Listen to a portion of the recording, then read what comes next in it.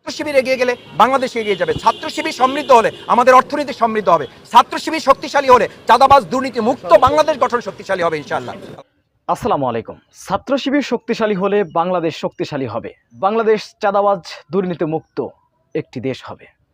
সুপ্রিয় দর্শক, বাংলাদেশ ইসলামী ছাত্র শিবিরের প্রকাশনা উৎসবে এসে জামাত নেতা ডক্টর শফিকুল ইসলাম মাসুদ এমন মন্তব্য করেন। এছাড়াও বাংলাদেশ ইসলামী ছাত্র শিবিরকে নিয়ে অসাধারণ কিছু কথা বলেছেন এই জামাত নেতা। আমরা তার মুখ থেকে বিস্তারিত জেনে আসবো। বাংলাদেশের তরুণ ছাত্র সমাজের মেধাবী ঠিকানা এবং সৎযোগ্য দক্ষ আদর্শিক নেতৃত্ব তৈরির অঙ্গীকারাবদ্ধ প্রতিষ্ঠান বাংলাদেশ ইসলামী ছাত্র শিবিরের ঢাকা মহানগরী পূর্ব শাখার আয়োজনে অন্যান্য শাখাগুলোর মতোই 2025 সালের প্রকাশনা উৎসব, নববর্ষের প্রকাশনা উৎসবের আজকের এই আয়োজনে উপস্থিত সম্মানিত বাংলাদেশ জামাত ইসলামী নেতৃবৃন্দ, ইসলামী ছাত্র শিবিরের সম্মানিত নেতৃবৃন্দ, সুধীমণ্ডলী, ছাত্র ছাত্রী ভাই বোনেরা এবং আমার সামনে উপস্থিত সম্মানিত সাংবাদিক বন্ধুগণ, আসসালামু আলাইকুম রহমতুল্লাহি ওয়া বারাকাতুহু। ওয়ালাইকুম আসসালাম।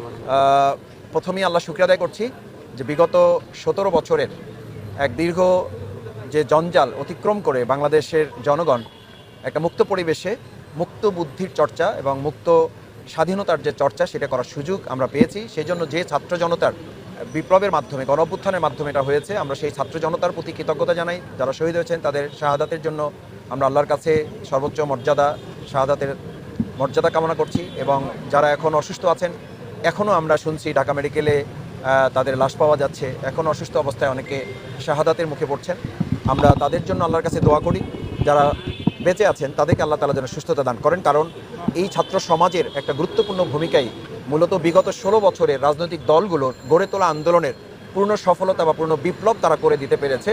সেই ছাত্র সংগঠনের একটা গুরুত্বপূর্ণ দিক হচ্ছে বাংলাদেশ ইসলামী ছাত্র শিবির, যারা সরাসরি ময়দানে থেকে, সরাসরি মাঠে থেকে বুদ্ধি দিয়ে, পরামর্শ দিয়ে, সহযোগিতা দিয়ে, জীবন বাজি রেখে তারা গুম হয়েছে, খুনের শিকার হয়েছে, তারা শহীদ হয়েছে, মিথ্যা মামলার আসামি হয়েছে, বহু ভাইকে নির্যাতন নিপীড়নের মুখে পড়তে হয়েছে। তারপরও এই জালিমের কাছে যারা আত্মসমর্পণ করে নাই, সেই প্রিয় কাফেলার আজকের এই 2025 সালের নববর্ষের যে প্রকাশনা উৎসব, এই প্রকাশনা উৎসবে আসতে পেরে আল্লাহ শুকরিয়া আদায় করছি। এবং আমাদের প্রিয় সংগঠন যারা ছাত্র সমাজের সাথে থেকে নেতৃত্ব দিয়ে বাংলাদেশকে নতুন করে আরেকবার মুক্ত করেছে, সেই ছাত্র শিবিরকে ধন্যবাদ জানাই, অভিনন্দন জানাই, তাদের প্রতি কৃতজ্ঞতা জানাই যে দেশের জাতির প্রতি একটা কৃতজ্ঞতা, দায়বদ্ধতার জায়গা থেকে এই তরুণ প্রজন্মকে গড়ে তোলার অংশ হিসাবে তারা আজকের এই প্রকাশনা উৎসবের আয়োজন করেছে। আমি যতদূর সোশ্যাল মিডিয়াতে দেখার সুযোগ পেয়েছি এবং জানার সুযোগ পেয়েছি ছাত্র শিবিরের কেন্দ্রীয় সভাপতি, সেক্রেটারি জেনারেলের সাথে কথা বলে, এবং আজকের এই মহানগরী পূর্ব শাখার সভাপতি মোজাফফরের সাথেও কথা হয়েছে আমার, আমি জেনেছি যে তারা বিভিন্ন বিশ্ববিদ্যালয়গুলোতে, মহানগরীগুলোতে একইভাবে তারা এই প্রকাশনা উৎসবের আয়োজন করেছে এবং প্রত্যেকটি উৎসব সত্যিকার অর্থেই উৎসব মুখর একটা আয়োজনে পরিণত হয়েছে। এবং এটা শুধু ছাত্র শিবিরের আয়োজনে মনে হয় নাই, এটা মনে হয়েছে যে সকল ধর্মের, সকল মতের, পথের ছাত্রছাত্রীদের একটা মিলন মেলায় এটা পরিণত হয়েছে। এই জন্য আমি ছাত্র শিবিরের প্রতি ধন্যবাদ, কৃতজ্ঞতা জানাচ্ছি যে প্রকাশনা জগতের মধ্য দিয়ে তারা প্রায় কয়েক শত আইটেম এখানে তারা উপস্থাপন করেছে। বিশেষ করে 2024-এর জুলাই আগস্টের গণঅভ্যুত্থানে যে একটা রক্তাক্ত ইতিহাস, একটা গর্বিত ইতিহাস তৈরি হয়েছে গোটা বিশ্বের জন্য, একটা মাইল ফলক, সেই ইতিহাস তুলে ধরে তারা সুন্দর এবং ইনফরমেটিভ তথ্যভিত্তিক তারা ক্যালেন্ডার বের করেছে। আমি সত্যি অভিভূত যে তারা এত কম সময়ের মধ্যে এই বুদ্ধিভিত্তিক ক্যালেন্ডার তারা বের করতে পেরেছে, আমাদের সামনে তুলে ধরতে পেরেছে। আমার কাছে মনে হয়েছে এটা আমাদের বাংলাদেশের যে তথ্য মন্ত্রণালয় আছে তাদের উদ্যোগকে তারা কার্যকর করেছে। আমি মনে করি তথ্য মন্ত্রণালয়েরও বাংলাদেশ ইসলামী ছাত্র শিবিরের এই কাজের স্বীকৃতি দেওয়া এবং এই কাজগুলোকে তাদেরও গ্রহণ করা উচিত এবং তাদেরও সেগুলো সংরক্ষণ করা উচিত। আমি তাদের ডায়েরি দেখেছি, তাদের ক্যালেন্ডার দেখেছি, তাদের বাংলা ইংরেজি ক্যালেন্ডার হয়েছে, তাদের মাঝারি ক্যালেন্ডার হয়েছে, ছোট ধরনের ক্যালেন্ডার, পকেট ডায়েরি তারা করেছে। এই প্রত্যেকটাতেই তারা জুলাই আগস্টের মানে ইতিহাসটাকে তারা তুলে ধরেছে। এটা অত্যন্ত গুরুত্বপূর্ণ একটা দেশের, রাষ্ট্রের একটা দায়িত্ব তারা পালন করেছে। আমি ছাত্র শিবিরকে সেজন্য আলাদাভাবে ধন্যবাদ জানাই যে ছাত্র জনতার এই আন্দোলনকে তারা তাদের প্রকাশনার মাধ্যমে তুলে ধরেছে। আপনারা এটাও জানেন যে বাংলাদেশ ইসলামী ছাত্র শিবিরের প্রকাশনা জগৎটা এরকম যে এটা মানুষের জ্ঞানের যে তৃষ্ণা সেটা মেটাতে সহযোগিতা করে। কারণ আল্লাহ সুবহানাহু ওয়া তাআলা যে কোরআন নাজিল করেছেন সেখানে জ্ঞানের কথাকেই প্রথম আমাদেরকে এমফাসাইজ করেছেন, গুরুত্ব দিয়েছেন, এটাকে ইম্পর্টেন্স দিয়েছেন যে আমরা যেন আগে জানার চেষ্টা করি। ঠিক সেভাবে রাসূল করিম সাল্লাল্লাহু আলাইহি সাল্লাম একইভাবে বলেছেন আল ইলমু সালাহি। আজকে আমরা বিগত 15 বছরে দেখেছি তাদের অস্ত্র ছিল হেলমেট, তাদের অস্ত্র ছিল ক্রিকেটের স্ট্যাম্প। এটা দিয়ে তারা ছাত্র সমাজকে মোকাবেলা করেছে, তারা হাতুড়ি দিয়ে ছাত্র সমাজকে মোকাবেলা করেছে। অথচ প্রিয় নবী মুহাম্মদ রাসূলুল্লাহ সাল্লাল্লাহু আলাইহি সাল্লাম মুসলিম উম্মার জন্য, মানব জাতির জন্য ঘোষণা করেছেন আল ইলমু সালাহি, অর্থাৎ জ্ঞান হচ্ছে হাতিয়ার। আমার কাছে মনে হয়েছে, আমি ইসলামী ছাত্র শিবিরের একজন কর্মী ছিলাম, আমি ছাত্র শিবিরের দায়িত্ব পালন করেছি। আমরা এখানে ছাত্র শিবিরের কেন্দ্রীয় সভাপতি আছেন, আরও কেন্দ্রের দায়িত্ব পালন করেছে, তারা এখানে আছি। আমরা ছাত্র শিবিরের মাধ্যমেই আমরা জেনেছি যে জ্ঞানের জগৎ যার যত শানিত, সে এই বিশ্ব তত সুন্দরভাবে পরিচালনা করতে পারবে।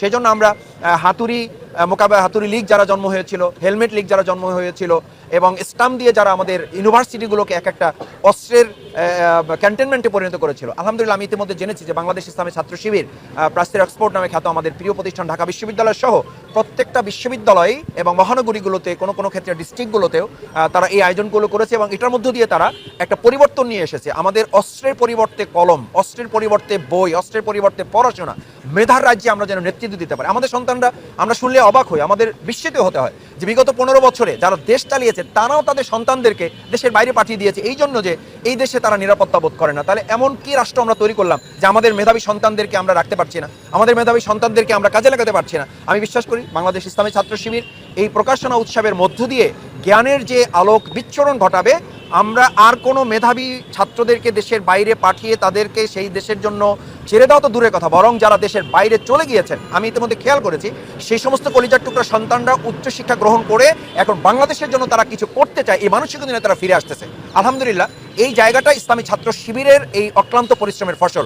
আমি সেই জায়গায় ইসলামী ছাত্র শিবিরকে আরও অনুরোধ করব, তাদের প্রতি আমার পরামর্শ থাকবে যে তারা যে সায়েন্স ফেস্ট করেছিল সোহরাওয়ার্দী উদ্যান, আমরা সেখানে গিয়েছিলাম, দেখেছি আমাদের তরুণ ছাত্র সমাজ এমন অভাবনীয় উদ্ভাবন তারা করেছে যেটা রাষ্ট্রের পক্ষেও এখনো কোনো ক্ষেত্রে এটা চিন্তা করার সুযোগ হয় না। সেই জায়গায় আমাদের তরুণেরা পৌঁছে গিয়েছে। আমাদের এই জেনজি জেনারেশন, আমি তো মনে করি আমাদের এই জেনজি জেনারেশন শুধু এই জায়গায় থাকবে না, তারা আলফা জেনারেশনে ট্রান্সফার হচ্ছে।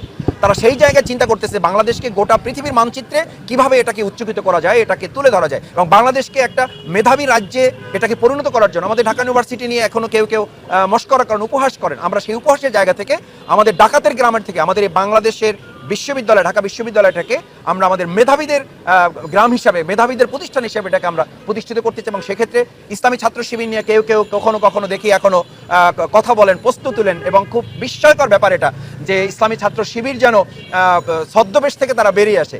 আমি মনে করি যে বাংলাদেশ ইসলামী ছাত্র শিবির তো এই দেশের মেধাবীদের, তরুণদের ঠিকানা। তারা তো ছদ্মবেশের কোনো ব্যাপার নাই, তারা স্বাভাবিক প্রক্রিয়ায় সাধারণ ছাত্রদের কাছে গিয়ে তারা কাজ করেছে বলে আজকে এখানে আমি দেখেছি, সায়েন্স ফেস্টে দেখেছি, তারপরে তাদের বিভিন্ন প্রোগ্রামগুলোতে দেখেছি, প্রত্যেকটা প্রোগ্রাম তারা যে জুলাই আগস্টের যে একটা মিউজিয়াম করেছিল, অর্থাৎ সেখানে যে তারা একটা সুন্দর আয়োজন করেছিল, সেই প্রোগ্রামটাও তাদের বর্জিত করতে হয়েছে।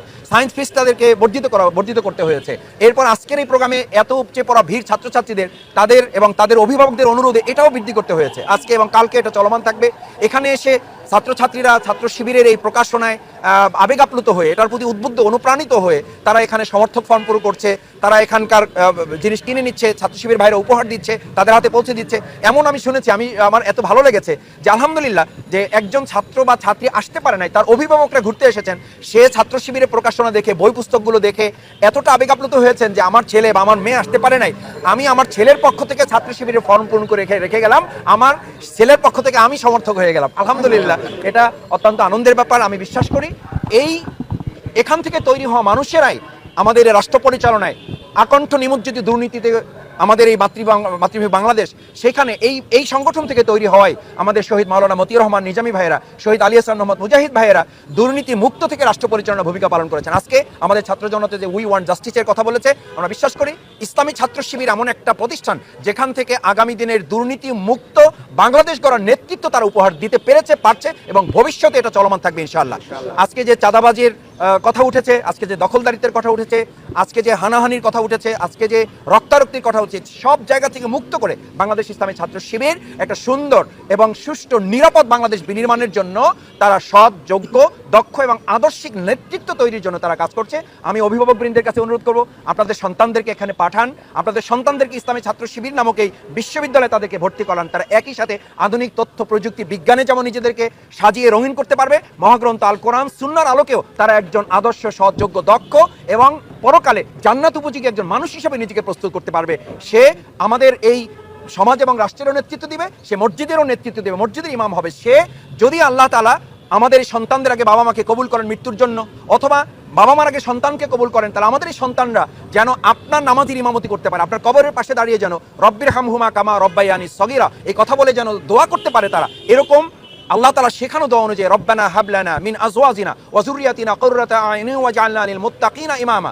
আল্লাহ তাআলা চক্ষু শীতলকারী সন্তান করবেন বলেছেন, একই সাথে তাদেরকে এই মুত্তাকিদের সমাজের নেতাও করবেন বলেছেন। আমাদের এই কলিজার টুকরা ভাইয়েরা তাদের আপনাদের সন্তানদেরকে, আমাদের সন্তানদেরকে এরকম চক্ষু শীতলকারী এবং আমাদের এই মুত্তাকিদের সমাজ পরিচালনার নেতৃত্ব দানকারী এবং ভবিষ্যতে কালকে আমাদের কঠিন ময়দান নিজেদেরকে জান্নাত উপযোগী এক যুবক হিসেবে তাদেরকে গড়ে তোলার কাজ করছে। তাদের জন্য আমরা দোয়া করব, সব ধরনের সহযোগিতা থাকবে, পরামর্শ থাকবে এবং তারা আমাদের একটা পরিবারের সদস্য হিসাবে আমরা কাজ করব। আমাদের সন্তানরা যেমন আমাদের পরিবারের কলেজার টুকরার সদস্য, আমাদের ইসলামী ছাত্র শিবিরও আমাদের এই বাংলাদেশ নামক এই বৃহত্তর পরিবারের একটা সদস্য হিসাবে আমরা যদি তাদেরকে পাশে থেকে এগিয়ে দেই তাহলে আমাদের বাংলাদেশ এগিয়ে যাবে। ছাত্র শিবির এগিয়ে গেলে বাংলাদেশ এগিয়ে যাবে। ছাত্র শিবির সমৃদ্ধ হলে আমাদের অর্থনীতি সমৃদ্ধ হবে। ছাত্র শিবির শক্তিশালী হলে চাঁদাবাজ দুর্নীতি মুক্ত বাংলাদেশ গঠন শক্তিশালী হবে ইনশাআল্লাহ। আমি সেই প্রত্যাশা ব্যক্ত করে আবারও বাংলাদেশ ইসলামী ছাত্র শিবিরের এই 2025 সালের নববর্ষের প্রকাশনা উৎসবকে আমি সফলতা কামনা করছি এবং এটা যেন শেষ পর্যন্ত বাংলাদেশের একটা উন্নতি অগ্রগতির জন্য একটা কার্যকর সফলতা বয়ে নিয়ে আসতে পারে, সেই প্রত্যাশা ব্যক্ত করে সবাইকে ধন্যবাদ এবং কৃতজ্ঞতা। সুপ্রিয় দর্শক, জামায়াতের ডক্টর শফিকুল ইসলাম মাসুদের এই বক্তব্যটি আপনারা কিভাবে দেখছেন অবশ্যই আপনাদের মূল্যবান মন্তব্য কমেন্ট বক্সে জানাবেন। সবসময় সত্য নির্ভেজাল তথ্য পেতে স্বাধীন বাংলা টিভি ইউটিউব চ্যানেলটি সাবস্ক্রাইব করে আমাদের সাথে থাকুন। আসসালামু আলাইকুম ওয়া রাহমাতুল্লাহি ওয়া বারাকাতুহু।